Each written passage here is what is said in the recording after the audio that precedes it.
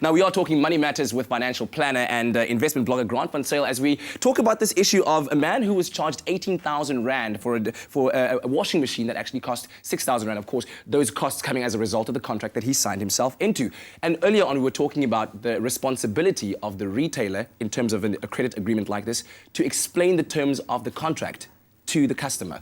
Is it the retailer's responsibility? I definitely believe that it's first and foremost the retailer's responsibility to act in the best interest of the consumer at the end of the day. Yeah. Most definitely. So to the extent at which the customer can say, I actually fully understand what I'm getting myself into here. Okay, but let's talk about the affordability assessment because it's an important part of making a credit purchase where you submit your 3-month bank statement and all of these other documents are required to ensure that you can actually afford to make the payments. But some people do renege on their payments as well. So are the measures in that contract enough? I personally don't believe the assessments are good enough. And also what happens is these companies manipulate the results of these assessments to fit their criteria and also the requirements that the National Credit Act actually stipulates or puts out. I think that we need way more stringent assessments. Okay. And we can see in South Africa, we've done many shows on this, that our borrowing rate is the highest in the world. So we really need to get to a point where the consumer feels completely comfortable about when they qualify for these assessments that they actually can afford that product. Yeah. Well, we got some information right now. A caller from Pretoria called Bet, right?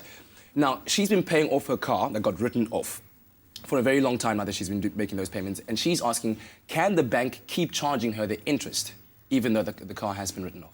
Yeah, unfortunately, that is a contractual obligation that she has to outlive. And that's why it's so important in these sort of situations to have insurance on the car.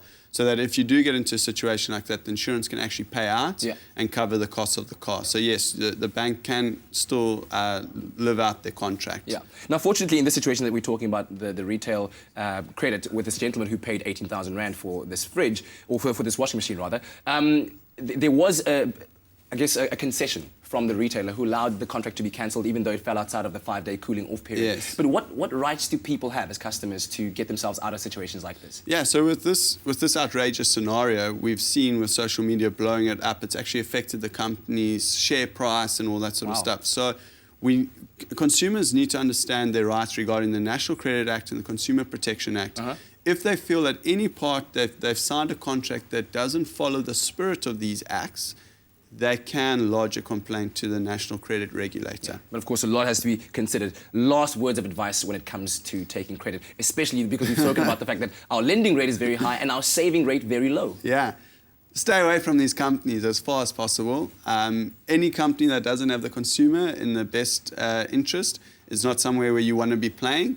But on top of that, try and save the money for 3 to 6 months to buy the product. One can't discount the fact that having retail does sometimes allow you to buy those things that you actually need at a time when you are not so financially liquid, so to speak. But I guess submitting the right, correct information and ensuring that you are, I guess, on the right side, right? Totally sympathize with the guys that can't afford the things, but then make sure that you understand the contract before you sign anything and feel completely comfortable about signing that contract. Okay, so we'll talk more with you after the break. Thank you so much. Right now, let's head on over to Ilana to find out who you should be following on social media.